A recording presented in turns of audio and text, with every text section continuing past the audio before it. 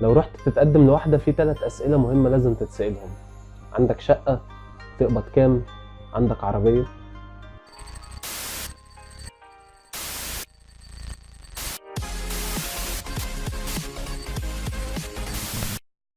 مش لازم عربيتك تكون ألماني عشان تضمن الجواز. اقف وقولها بكل ثقة: عمي عندي عربية 128 صناعة مصرية، واعمل كده. وقول له: عمي انت مستقل بعربيتي او سيارتي لو انت من الخليج.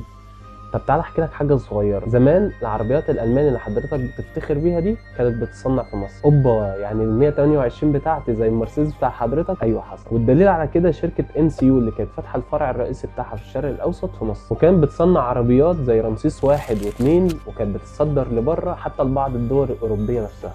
لكن العربيات دي كانت غالية جدا على المواطن المصري، وكانت بتعاني من مشاكل كتير زي سوء التصميم. حتى المصريين وقتها سموها زوبة عشان كانت عمرها قصير. يعني زمان العربية اللي حضرتك بتتمنظر عليا بيها دي كان جدي بيقول عليها ادي الزوبة زقة. لحد سنة 1960 لما مصر اخذت القرار بتصنيع اول سيارة مصرية محلية الصنع بقرار من رئيس الجمهورية وقتها جمال عبد الناصر، وكان بالتعاون مع FSO.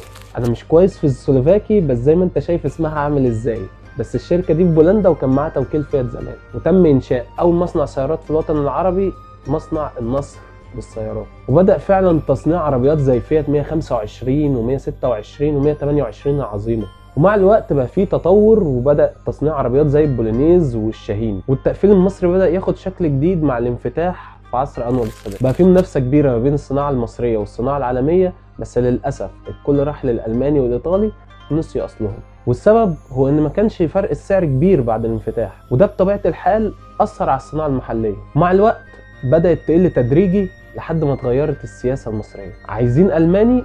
انا هجيب لكم الماني في مصر وبايد مصريه. وتم افتتاح مصانع لتجميع السيارات الالماني في مصر زي الايجيبشن جيرمان اوتوموتيف كومباني والبافيريان اوتو جروب. وطبعا بعد نجاح التقفيل الالماني بايد مصريه، شركات كتير بدات تنافس على التواجد في السوق المصري، بس المره دي جاي من امريكا. العملاق جيب اللي كان متواجد ساعتها مع الهيئه العربيه للتصنيع لاستخدام عسكري من سنه 78، لكن حب ياخد من التورته حته، وبدأ تواجده في السوق المصري عن طريق الأرب أمريكان فيجلز كوبريتور، وبقى المنفذ الوحيد في الشرق الأوسط وقتها. وفعلا هنلاقي شركة بحجم نيسان بتجري ورا مصر عشان تحاول تفتح مصنع ليها بالتعاون مع شركة النصر الحكومية، وهنلاقي جهود الدولة في رجوعها توكيل بحجم BMW. بس تعالوا نتكلم هندسة وحسابات شوية. ايه هي العوامل اللي بتأثر على جودة وسعر العربية وبتعمل فرق ما بين التقفيل المحلي والتقفيل الدولي بتاع بلدها؟ ناخد مثال قبل ما ندخل في الحسابات. عربية زي BYD بعد ما كانت بتقفيل عالي جدا وبموتور ياباني وعملت مبيعات عالية جدا لدرجة انها وصلت للمركز الخامس في اكتر عربيات مبيعا في 2010، وكانت عاملة حوالي رينج 120 ألف جنيه مصري. ومن كتر الطلب عليها وصلت لدرجة انها بتتحجز قبلها بفترة زي المرسيدس والBM. لكن مع الوقت المستخدمين بدأوا يقابلوا مشاكل كتير قوي في العربية، والتقفيل الكويس بدأ يظهر فيه مشاكل تجميع وعيوب داخلية وخارجية. والسبب هو ان الشركة قررت تستبدل موتور ياباني بموتور من صنع الشركة الصينية، وكل المستخدمين اكدوا انه اقل في الكفاءة والجودة. طب ليه شركة بتكسب تعمل كده؟ هنا بقى هنلاقي اجابة السؤال الاول. المتحكم في سعر وجودة العربية عوامل كتير، بس نقدر نلخصهم في قانون واحد، هو اجمالي التكلفة بتساوي ثابت التكلفة زائد المتغير.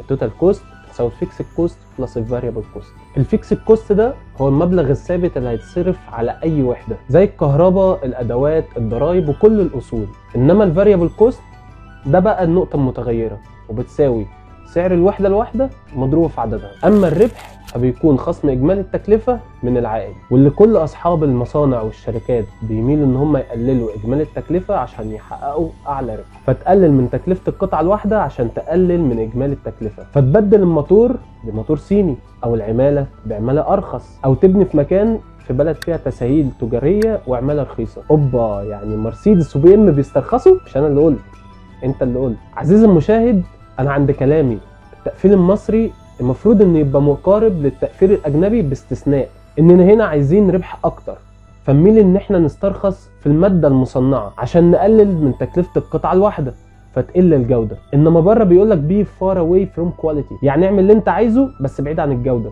قلل عماله بقى، اعمل شيفت ليلي بس بعيد عن جوده عربيتي.